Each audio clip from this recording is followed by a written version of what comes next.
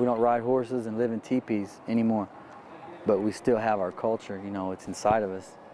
And as a younger Native guy, everything that I learned growing up is a part of my everyday existence. Some people don't even know that they're natives still here. And we're just like a lost people, but we want to get the word out that we are here. And we have something to share, and we'd like people to know that. We do exist, and we'll keep on existing. As long as there's a world, there's going to always be Native Americans right in Virginia, right around here where we live. It will be. And I'm proud of that.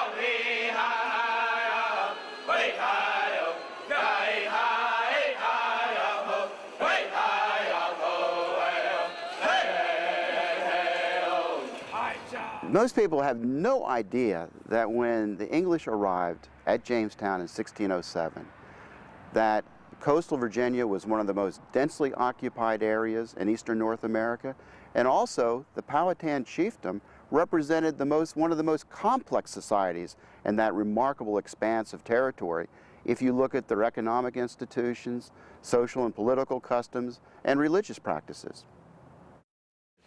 I am the great Powhatan Sonnycook, chief of the Pamunkey, the last existing remnant of that dominant confederacy over which our great Sachem Powhatan ruled.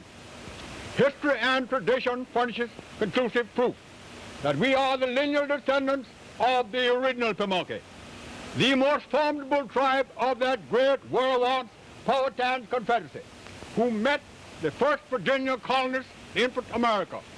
We boast of the fact that we are the lineal descendants of the original actors of that world-renowned drama, the capture of Captain John Smith by O.P. Canoe, trial by King Powhatan, and rescue by little Pocahontas.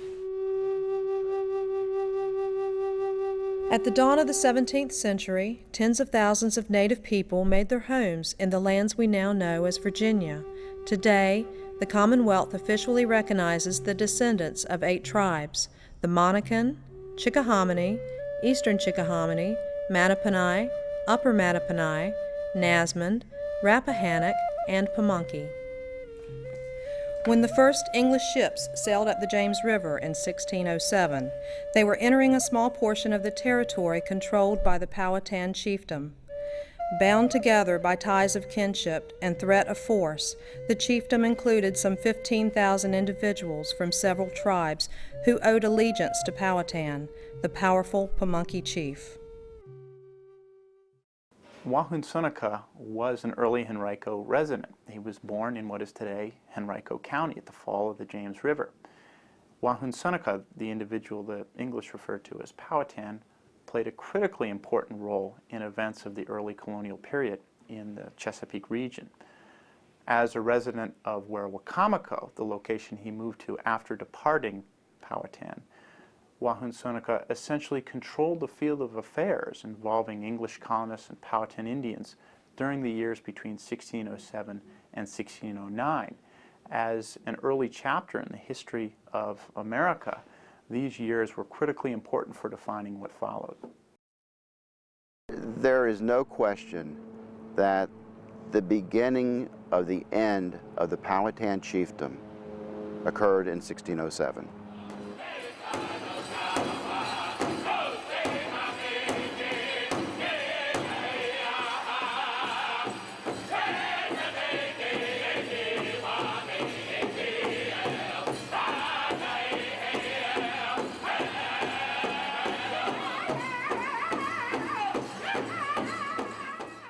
The initial vision that the Indians must have had of the English colonists was one of these rather hairy, rather smelly, rather strange individuals. I would imagine that the Indians thought that these were a pretty bizarre group of people. Here we've got 104 men and boys. Where are the women? Who travels without women? That's a rather strange arrangement. One of the greatest ironies in Virginia history is that initially the Powhatan really did not view the English as a threat. And yet, 50 years later, their survival is dependent upon the English. Had they wished to wipe out the Jamestown colony during the initial years, they easily could have done that. But instead, they, in my opinion, thought that perhaps there was something to gain by interacting with them, perhaps for the trade of objects that they did not have within their culture, for materials that they were more than willing to pass on to the English. When Powhatan first learns about the English colonists, he learns about them in a period of profound weakness. They're struggling to feed themselves. They're dying in large numbers. Eventually they go through the period known as the starving time, in which roughly half their population died. Seeing that situation, Powhatan was very confident that he could control this community. He could use them for his own purposes. And the early encounters involving Smith and Powhatan, Christopher Newport, another Jamestown leader, and Powhatan, indicate that Powhatan seems to be positioning himself in a way to take advantage of the English colonists.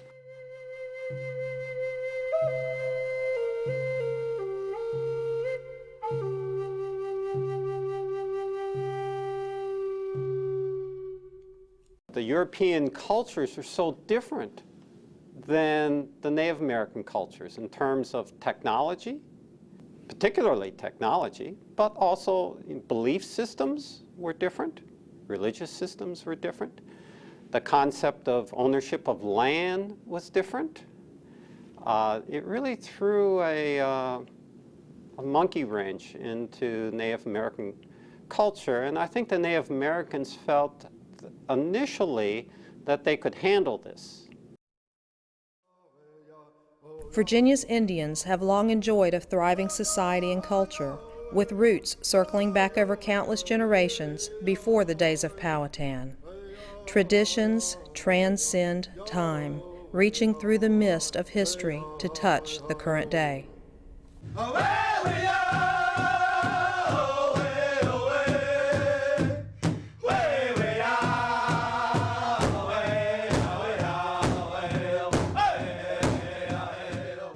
The rhythm, the power, the voices, the songs, the beat. You knew if you feel it within your heart and you start singing these songs with your heart, the dancer is going to feel what you're singing. So the power comes out through what the Creator, the ancestors, puts in your voice, and then Mother Earth takes it and delivers it to the people. So it's the heartbeat of the earth. And when you feel that, you start dancing.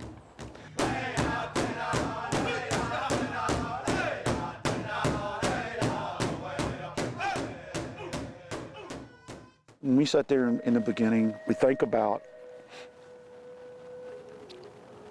the people we got to pray for. Because the drum is that powerful to our people. It's not something you can conquer easily. You take the drum away and the drum still beats in our hearts, in our minds. It's almost like the drum is an altar.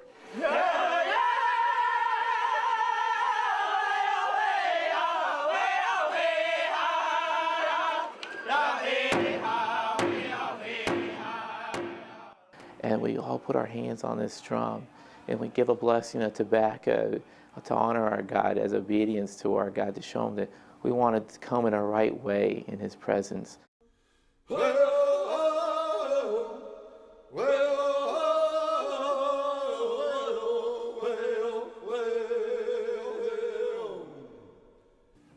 Sitting at the drum is like all my family talking through me at once. You don't take that lightly. How should I put it? It's like you don't want anybody to be let down.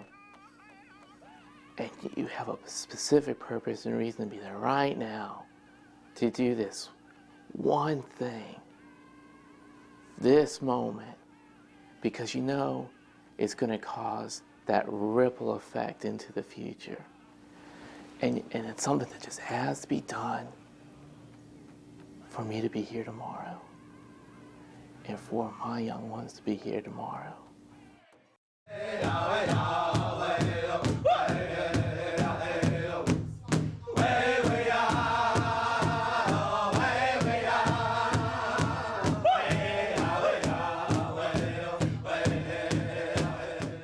feel like when I'm singing, like I'm connected to my past, to my grandpas and grandmas and ancestors, you know, a long time ago that made those songs. You know, I'm carrying on that tradition. I'm carrying on that song, that feeling, that good medicine, you know, that they sang the same way. You know, it makes me feel good.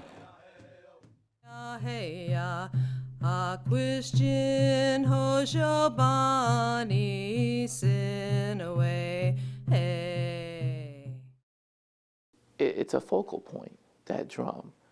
Our communities come together around this circle, and the circle doesn't have an end. And we've come around this circle so that we never end. It's a place to focus our community. I think something that's so special about Native people is their view of history tends to be more circular, or the time has come for us once again to celebrate. And I think that the powwow is a kind of metaphor for that, of entering the circle and beginning to dance. That dance can symbolize many different points in history. And what's important is the participation in it and the reinterpretation of it to contemporary life. It's not static. It's not stuck in the past. It's history brought forward to the present day.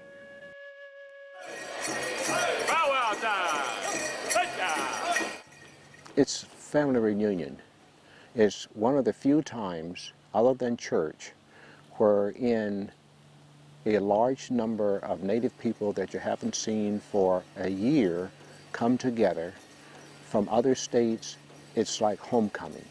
And you get to see relatives, you get to see good friends, and there's just something about hearing that drum and seeing the laughter of the people, hearing the laughter of the people, seeing their new additions to the family.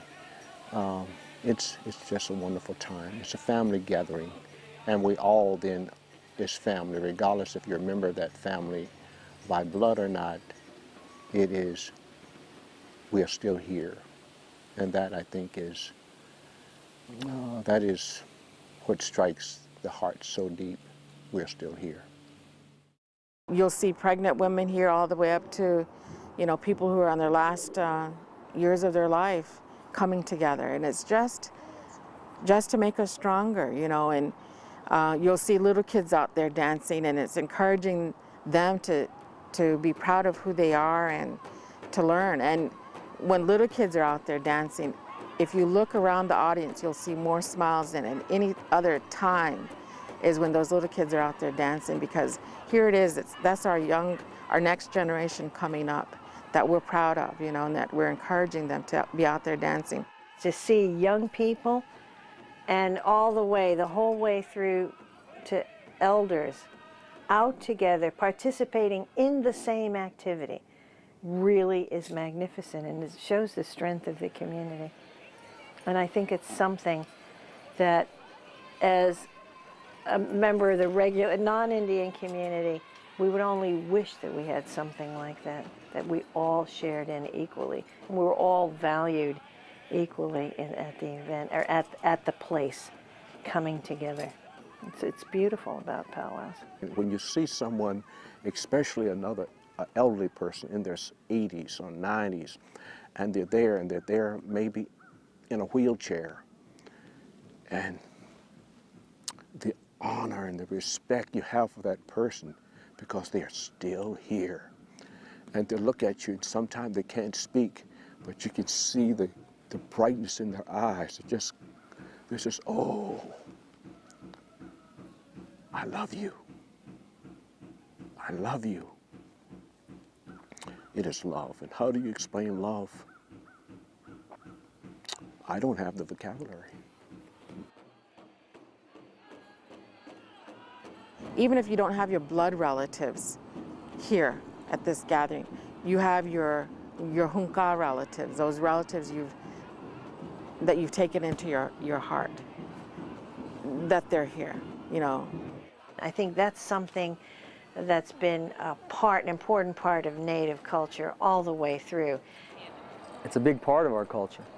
You know, I wouldn't say that it's the whole culture.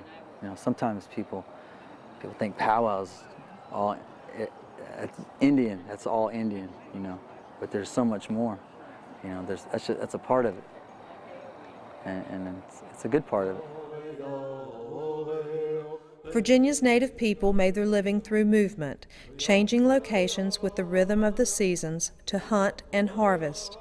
The migrating groups periodically gathered with each other, expanding their social circles and growing a broader culture. You have to have people coming together. That's how people learn. That's how people learn from each other. And something very simple, like just a couple bands getting together, kicked it all off thousands of years ago.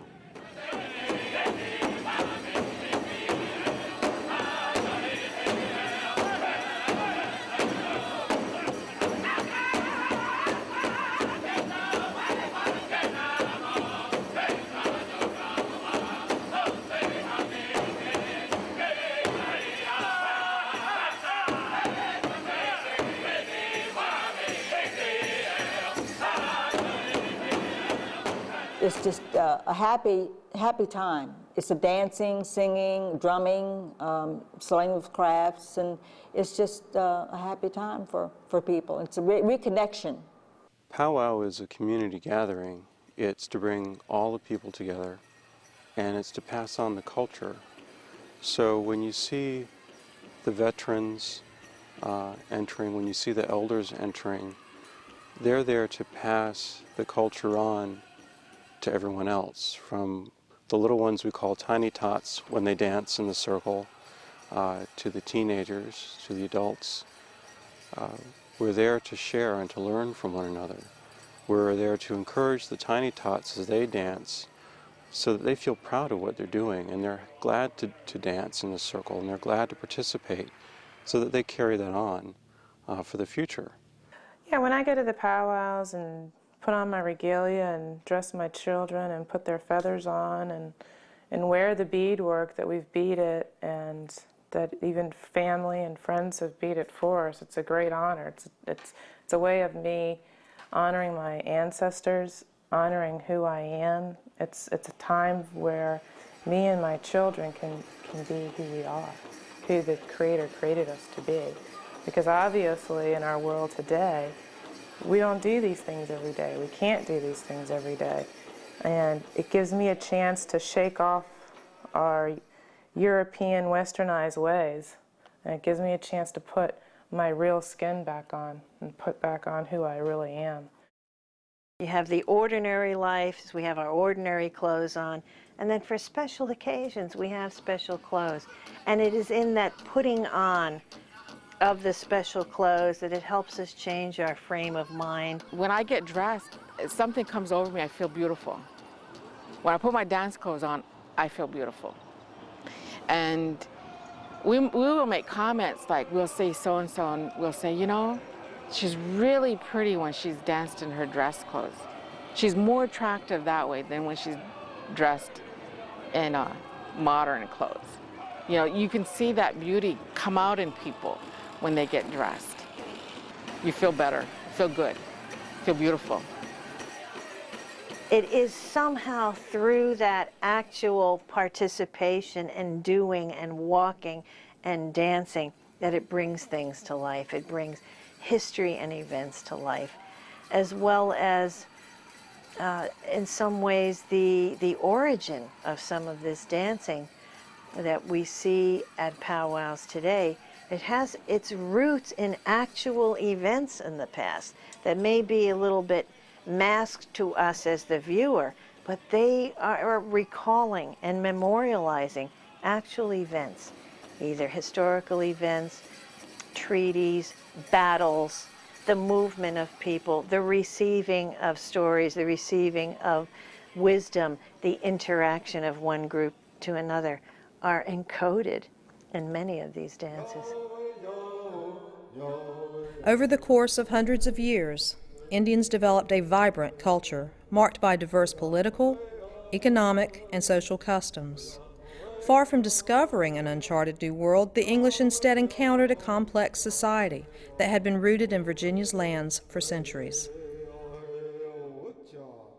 During the Archaic period, you have populations in the hundreds at its beginning, and by its end, we're now in the thousands of people living in Virginia. And this is very important in terms of understanding what happens during the next period, which is the woodland period. And this goes from around 3,000 years ago on up to 1607 when the English arrived at Jamestown. It's during this period that we find agricultural life coming in, settled communities and villages and hamlets developing across Virginia, and populations perhaps approaching 50,000 by the time of 1607. So Virginia was a very densely occupied state or region when the English arrived in 1607, something we're very often not aware of or very familiar with. So many hundreds of years people have lived here, and our people have lived here, and just I'm walking on ground that they've walked on, and it's just awe-inspiring.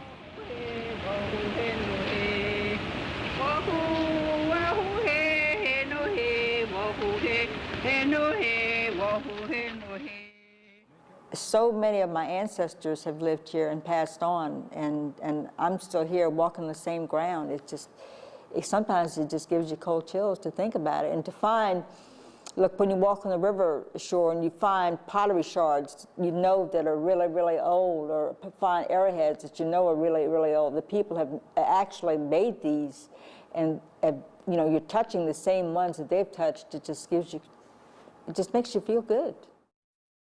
The fact that Wahunsonacook is buried on the reservation, the fact that you have this oral tradition and you understand your oral tradition through hundreds of years of storytelling, there's a real closeness and bond that you feel on the reservation.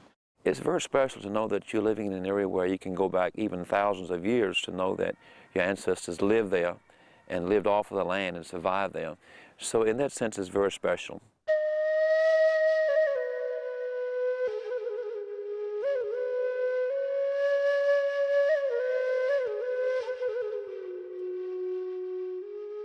Virginia, particularly coastal Virginia, was just an absolutely phenomenal area to live.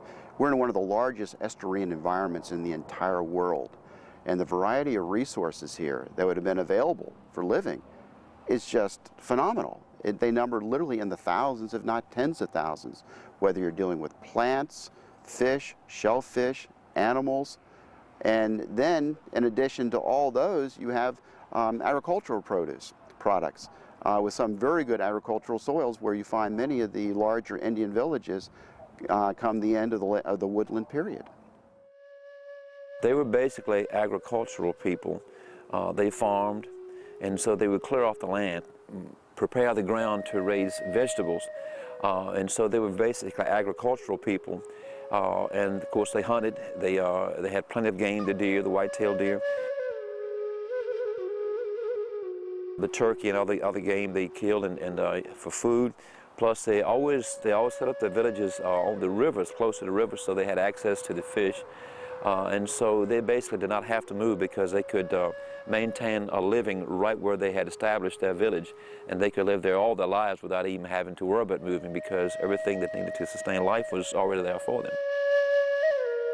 Life for Virginia's native people changed forever after 1607. The establishment of Jamestown, allowing the flow of English colonists to increase from a trickle to a torrent, placed relentless pressures on Indian society and culture. The Powhatan chieftain was forced to confront this new challenge. It's interesting to contrast Powhatan's strategies with regard to the English, and we can see these at Wacomico in 1607 through 1609, strategies that hint he believed he could control the English colonists and really take advantage of them, so to speak. Those strategies differed dramatically from those of his brother Opechancanough, who inherited authority over the Powhatan chiefdom. In 1622, Opechancanough led an attack against the English colonists, an unsuccessful one, In 1644, he leads a second unsuccessful attack against the English. Opechancanough seems to have recognized that these English colonists were not only here to stay, but they posed a real threat to the Powhatan lifeway. We also see in the early 17th century Powhatan's death. He dies in 1618. So put these things together, the death of the charismatic leader of the Powhatan chiefdom, the introduction of Orinoco tobacco, this very successful cash crop of the English colonists, and the influx of greater and greater numbers of colonists who were settling on lands that the Powhatans had been living in for years and years, and we begin to see the seeds of the Powhatan chiefdom's destruction. Virginia Indians could fight against the loss of lands and resources, but they possessed no means to contend with the colonists' most dangerous weapon, disease. Entire villages succumbed to measles, smallpox, and similar scourges. Ultimately, English germs proved just as lethal, if not more so, as English guns. By 1669, the native population had plummeted to a mere 1,800 individuals, down from a peak of 15,000, at the height of the Powhatan chiefdom just 60 years earlier.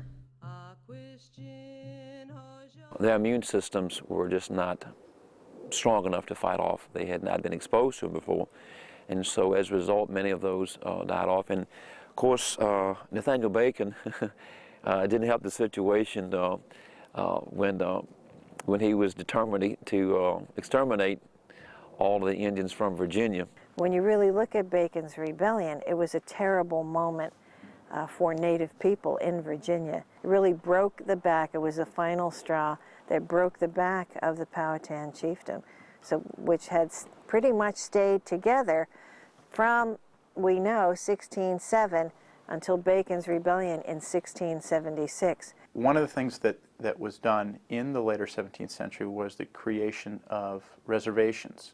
The Pamunkey and Mattaponi reservations. The Eastern Woodland Indians, Pamunkey specifically, were put on a reservation in the 1640s. So by about 1720, we were completely acclimated into the white society. We were dressing the way the whites dress, going to white churches, speaking English. So really our history, the Pamunkey history, is that we have been living and being part of the community since about the 1720s. But people still expect us to act a certain way. People will come to the reservation and say, where are the teepees? Where are the feathers? I'm so shocked you speak English. But we've been here. We've been doing these, living in the society since the 1640s and really adapted completely by about the 1720s.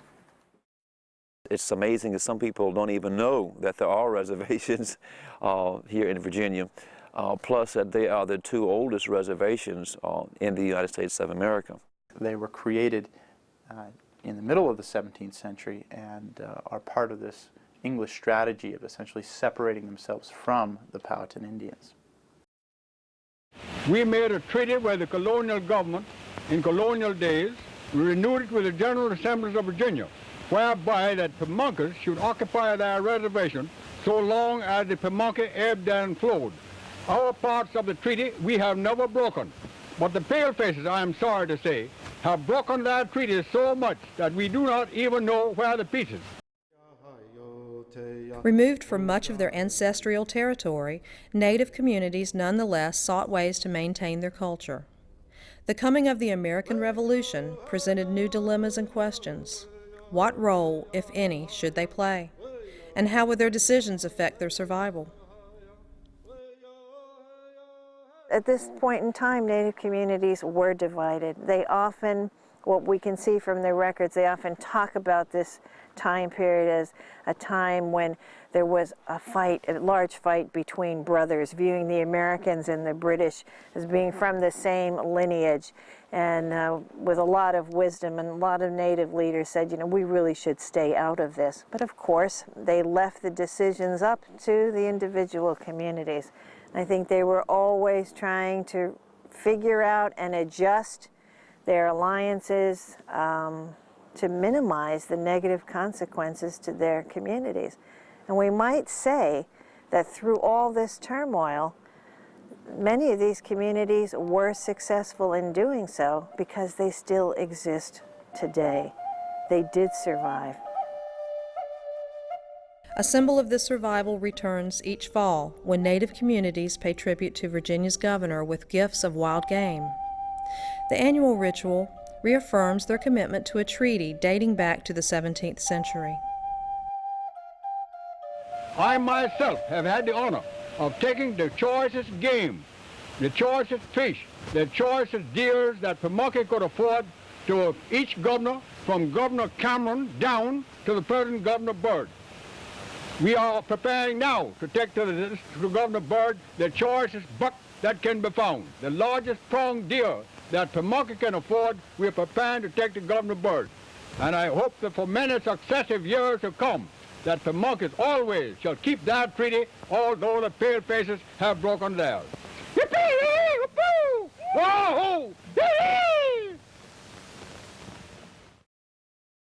I think they did what they had to do in order to survive, to maintain, their culture and to maintain their identity.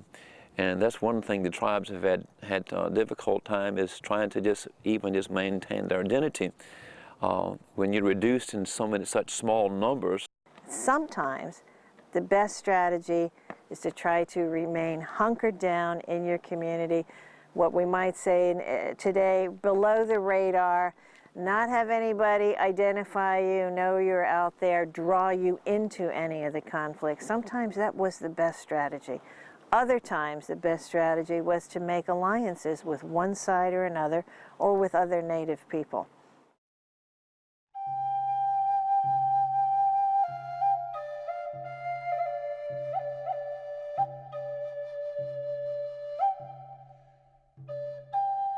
It's all about employing the strategies that are going to help your community survive. And those change as the various pressures on the communities change. So through the Civil War, people have to make decisions, north or south, or are we going to leave, or are we going to stay quiet in our communities and try to keep out of the fights. Sometimes it's impossible, and they're drawn into things. But by the time you get to World War I and World War II, Indians in Virginia are members of the armed forces supporting the United States. They fought in all of the wars, World War I, World War II, Korea, Vietnam, right on up to, through, and including the current conflicts. Very, very patriotic people. In the 20th century, the emphasis is really strongly on maintaining identity and maintaining political leadership in the communities, and trying to situate themselves in ways that ensure the continuity of these communities through time. So they're very difficult issues that come up. Although outright warfare against Virginia's Indians had ended, a different threat emerged in the early years of the 20th century.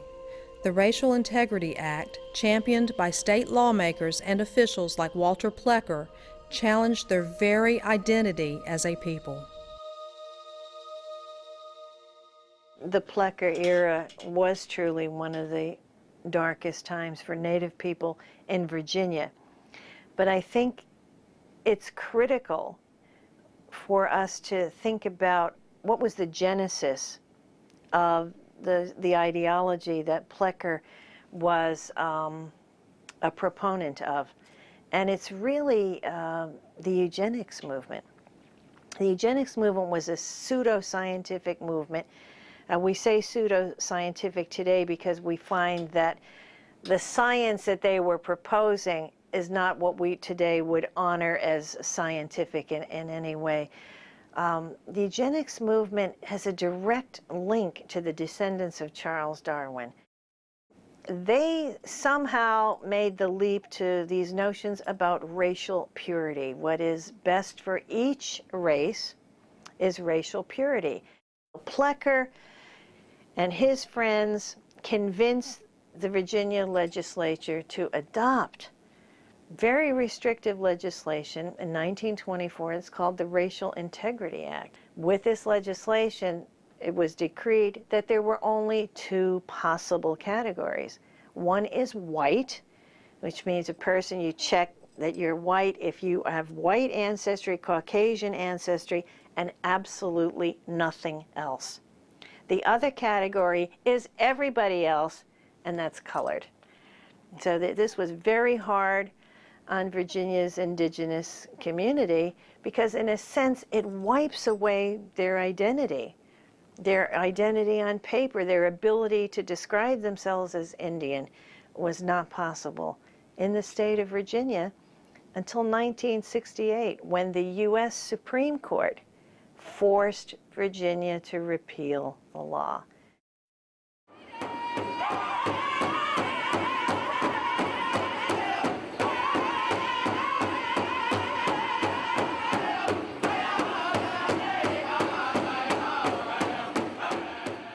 We're here now. We're at this point.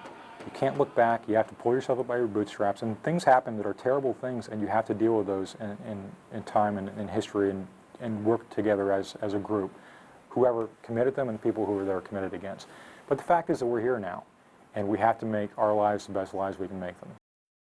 In this culture, there are bumps along the way. Walking out in Anglo culture, this foundation that I have creates moments of awkwardness, but I'm glad to have it because I know where I'm coming from.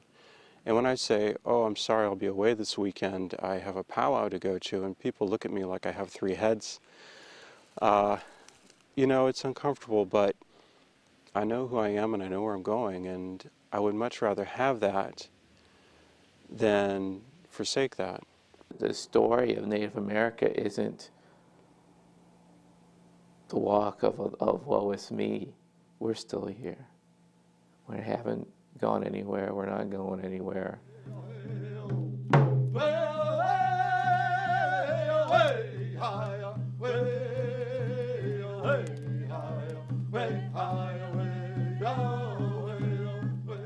In the past decade, we've had 2 archaeological sites in Virginia that literally have received international attention for what they've taught us about Virginia, prehistory and Virginia history. One of them is Cactus Hill, located in Sussex County, and the other is Werowocomoco, located in Gloucester County. Cactus Hill is a site that was discovered as a result of road construction, believe it or not. It was a borrow pit. Much of the site has been destroyed, ironically, through sand and gravel mining, but one individual found a point dating to the Paleo-Indian period and some gravel in front of his house and traced it back to what became the Cactus Hill site. Why this site is so important and has received such phenomenal attention is because you have a remarkably well-stratified record, archaeological record, of woodland deposits, under which are archaic deposits, and under which are Paleo-Indian deposits. What the archaeologists did not expect to find was evidence that went back as far as 15,000 years ago for humans living at Cactus Hill. This is only one of a dozen at most sites in all of North and South America where you have such clear-cut evidence that's been radiocarbon dated showing occupation in the Western Hemisphere as early as that. Cactus Hill teaches us the lesson that Indians were living in what today we call Virginia, literally 15,000 years ago. Werowocomoco teaches us the lesson how important Indian society was when the English arrived in 1607. One of the most important issues in Virginia history is the 2007-1607 commemoration and what has occurred in the past 400 years. And indeed, for Virginia history, that is a remarkable 4 centuries in terms of what has occurred both for the founding of the state of Virginia and also the nation, the United States of America. However, one thing we really need to recognize and realize, with people living in Virginia for over 15,000 years, it makes the last 400 years look rather insignificant in terms of the big picture of Virginia history. Not only 300 years ago in colonial days, but today, this day, on the banks of the Pimaki River, 24 miles east of that old historic capital of the Confederacy, we own and occupy that same God-given spot upon which our forefathers founded. While many of our brother red men have been driven to the land of the setting sun, while many of their bones lie bleached beneath Arctic and Antarctic skies, we own and occupy that God-given spot. That is why that in the beautiful springtime we can gather flowers of May. and scatter them o'er the mounds of our ancestors. There we sing our green corn dances.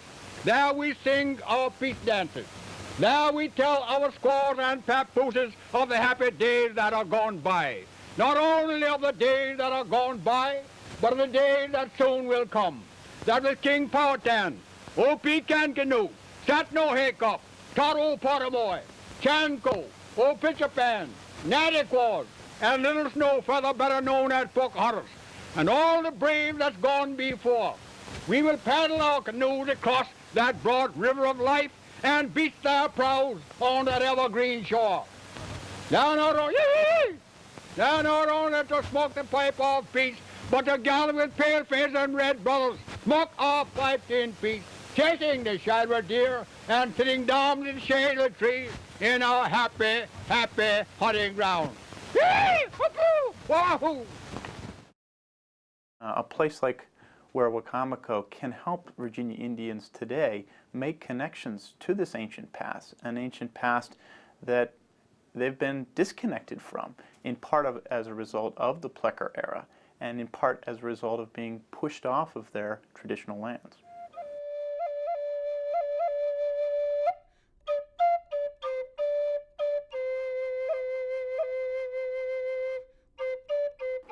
Usually when I make pots and everything, I don't have any one with me. It's usually by myself. And I don't even have the radio because I like silence. I like to put all my strength into what I'm doing.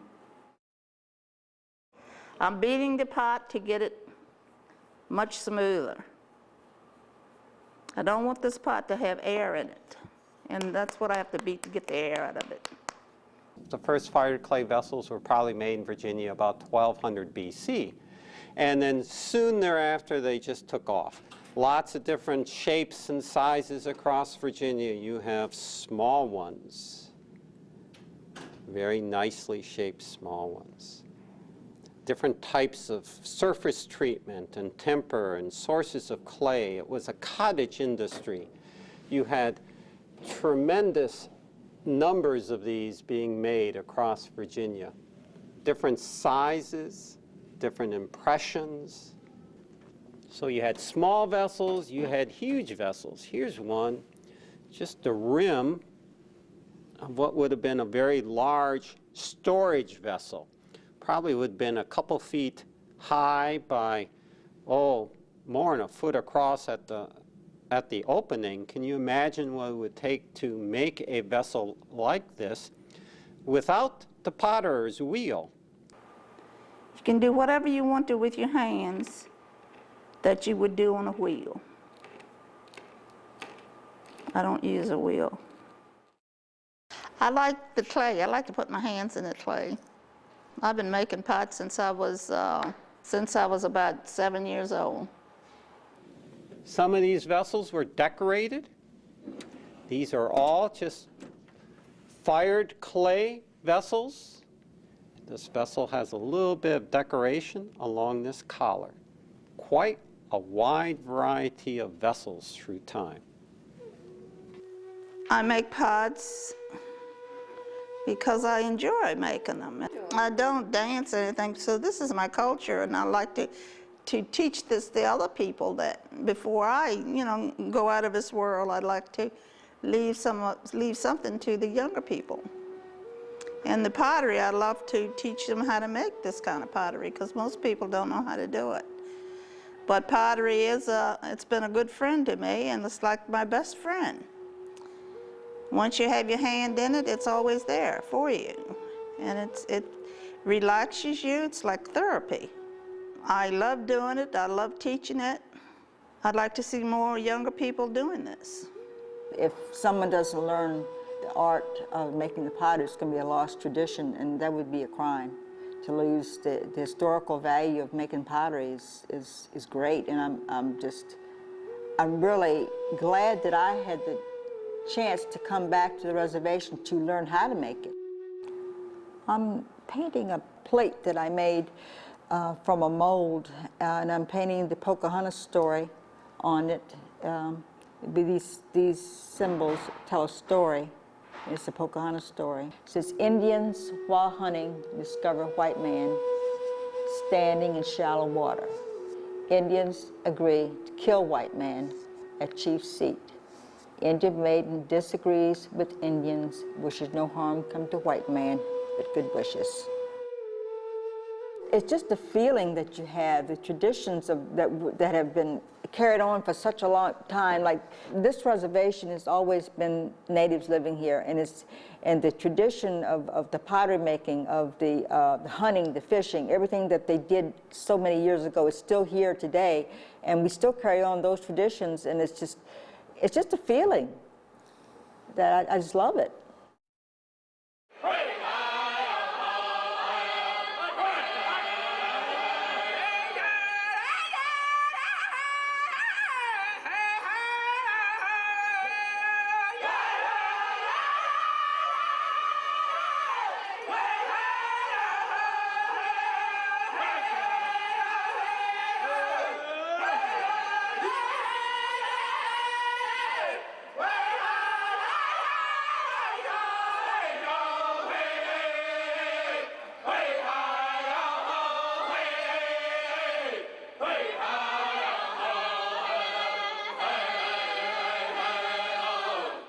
It feeds the craving within our native spirits, and so much of who we are as Native Americans has been eliminated from our people here on the East Coast.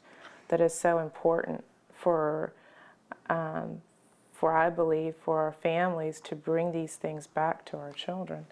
You'll see so many children, Native children, that are lost with who they are and where they are in life and where they fit in and how they function in life, because they don't have these things to do. And so it brings balance to their spirit and who they are. Mommy, yes. Need a beer. It's stuck. It's hard to put into words, but there's something desperately important about knowing who you are in a cultural sense and where you come from.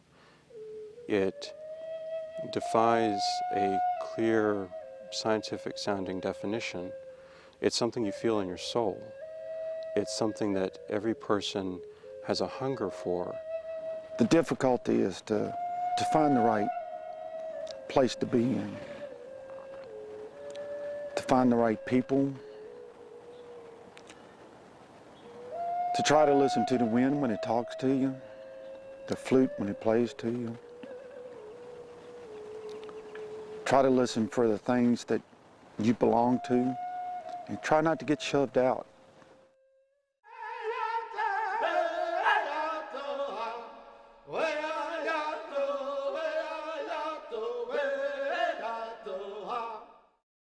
I live in two worlds, on the Native world and this in our Western cultural world, and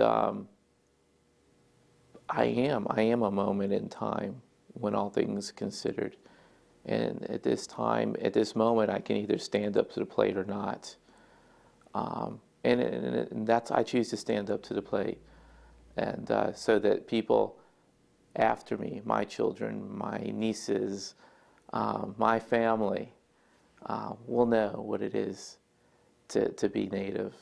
And again, it's self-preservation.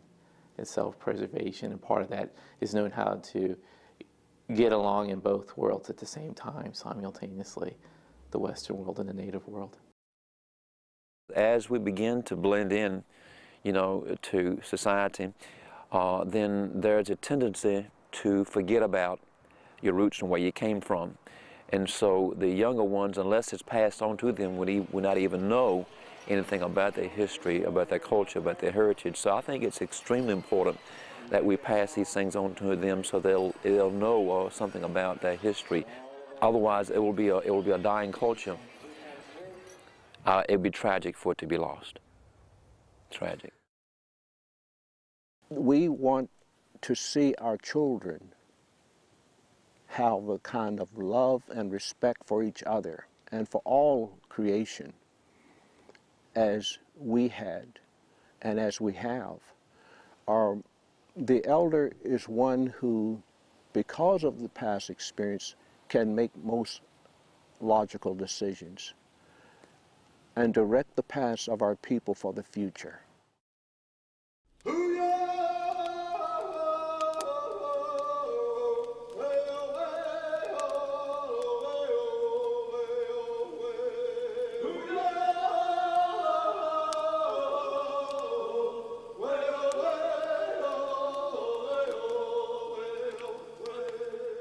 Virginia's Indians today remain resilient. Their identity intact, they step with pride into the culture and traditions established by their ancestors ages ago. And they prepare room in the circle for those yet to come. Native pride in my thinking would be being proud, of your heritage. There was a time that when you said you were Native, you could get into trouble. It wasn't too popular. Of course, we're living in a different time, in a different era now, but Native pride to me is simply not feeling as though that I'm better than anyone else. Not at all, because I'm not. I know we're all created equal, but I understand that. But Native pride is simply saying that I can be proud of the history, the heritage of my people. Well, the people that's gone before, they didn't have too much to work for or to look forward to because they wasn't allowed to claim what they were. But the ones that's coming now, they're going to be allowed, and they should do it.